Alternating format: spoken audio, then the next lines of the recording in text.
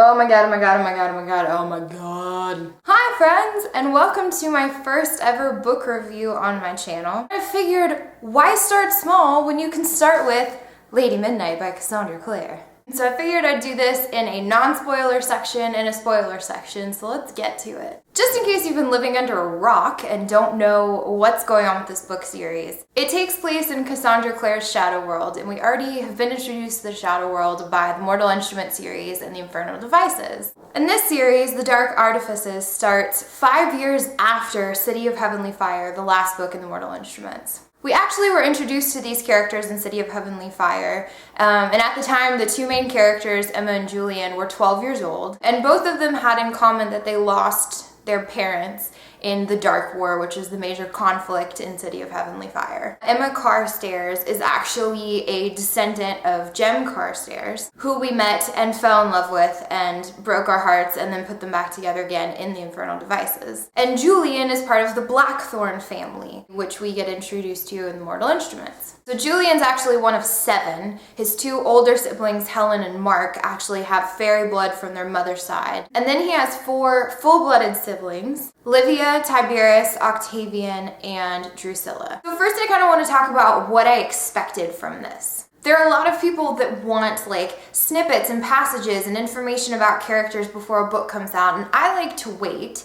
until I'm actually reading the book to be introduced to them. So I didn't know a lot of the details of the plot or the characters before reading because I just wanted to come into it brand new and fresh. And of course I expected it to be wonderful because it's Cassie and she writes wonderful stuff. I didn't necessarily expect that I would like it as much as I love the Infernal Devices, which I've kind of recently decided I think is my favorite Shadowhunters book series. I was expecting it to be great, but it exceeded greatness, it exceeded expectations, it was a step up from great. And one of the reasons that I loved it is I think Cassie has just a really beautiful writing style. She's so detailed with characters, and a lot of times she makes characters seem more like thoughtful and perceptive than people are in real life, which I really like. And I think she's grown a lot since her first book in the Shadowhunter world, City of Bones. I think her writing has really just gotten even better, not that it was bad to begin with, but you can definitely see, and I would think that that would be a writer's goal, is it just keeps getting better and better. So good job, Cass. Another expectation I had, just because it has been kind of out there that it's one of the main premises of the book, is that Emma and Julian, who are parabatai and are not allowed to fall in love, do fall in love. I didn't know exactly how I was gonna feel about that. I think since I knew that going into it, I didn't expect for actually reading it to be as gut-wrenching as it was. But as the story goes on, man, it gets ya. I guess kind of my last expectation I had going into it is when I started reading it, it was very clear that kind of the main thing that was going to happen was that Emma was going to try and figure out who killed her parents. So when I started reading that, I was like, okay, this is going to be the story arc that goes over the span of 3 books. That's what I was expecting. Let's get to some spoilers. As I'm reading it, I'm starting to get tense because I'm like, okay, this is what I thought the entire series was going to be about, and now she's wrapping it up and I'm like, shit's about to hit the fan. I don't know what's going to happen, but it's a really unsettling feeling to think that you know kind of the direction things are going to go in and it completely gets taken in a different direction. Whew! One thing that I did absolutely just love in this series was, for it having so many characters, she did such a beautiful job of really giving each of them a personality and giving the reader details about them and really making you care about a lot of characters. You know, it's easy for like A Fault in Our Stars to make you care about the 2 main characters because that's kind of the focus, but when you get kind of an ensemble cast, sometimes characters can kind of fall by the wayside, but I mean, I thought she put equal love and equal attention into all of the characters, and I thought that was great. The other interesting thing about having so many characters is trying to figure out who you're supposed to ship.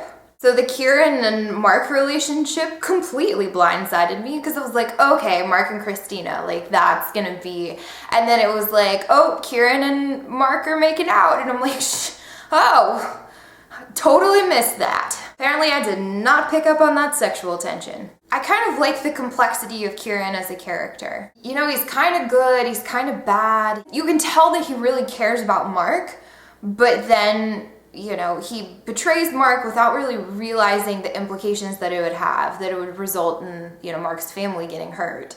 And you can tell in the book that he's really torn up about it. And, you know, at the end, that's probably why he does everything he can to help Mark. But I really like that he's not a straightforward character. So then, like, the obvious ship is Emma and Julian. There were, like, a few references to Emma having previous crushes on Mark and on Jace, but that was never something that I really took seriously until, like, the very last part of the book. When basically Emma's like, all right, Mark, I need you to do me this favor. Like, I need Julian to think that we're together. And Mark's just like, why pretend? Excuse me? So that got me thinking, like, is this gonna be a thing? Is this gonna be a ship? Memma? Are we calling it Memma? Or Imark? I don't know. And then going back to the Mark and Christina ship, we're like, okay, this is obvious. But then Diego comes rolling in with all of his sexy handsomeness. And you kind of like Diego too. And you're like, well, perfect Diego. Why'd you gotta go and be so perfect and throw a wrench in what I thought my ship was supposed to be? So if we're looking at it as like the dock of like my fangirlness, there's a lot of like haphazardly constructed, very confused ships and boats and other water vehicles, because I don't even know what the hell's going on after this. So like I said earlier, I'm getting further into this book and I'm thinking the whole mystery behind Emma's parents' death and the Midnight Theater is gonna span over the 3 books. Boy, did I call that one wrong. And we had this kind of side character and his son, Johnny Rook and Kit, that had been kind of woven in and you don't really think anything of it. I guess you kind of get the impression that there's a little more to it, but I didn't really think that much about it. And lo and behold, Johnny Rook and Kit are Herondales. I think it was the Bane Chronicles that first hinted at the fact that there was a group of Herondales that had come over to America and we didn't really know what was going on with them. There was some mystery there. But it turns out that Johnny knew he was a Herondale and did not tell his son Kit. So when Johnny gets killed by demons and Kit has to come live in the Institute, it's like the mother of all truth bombs. He's a Herondale. Did not see it coming. Really appreciated that it took me completely by surprise. Because a lot of times you can kind of figure out where the plot of a book is going, and that just hit me over the head. And another wrench in the game of am I supposed to ship it? You kind of get the sense that there might be something between Kit and Ty eventually. It's an onion, man. There's a lot of layers. So in the overall scheme of things, I really liked Lady Midnight for a lot of reasons, but kind of the main one is that I had a preconceived notion of what the plot was going to be, and I was wrong. And I like being wrong sometimes. Don't ever tell my husband I said that. So you couple that with excellent writing and characters that were really well built, that you can really root for and you want to know more about and have a lot of depth. It's the makings of a good book for me. I was happy. I hope you enjoyed this. Please let me know if you want me to keep doing stuff like this. I love talking about books, so I figured why not do it here. And I hope that you will go out and read The Beauty That Is Lady Midnight by Cassandra Clare.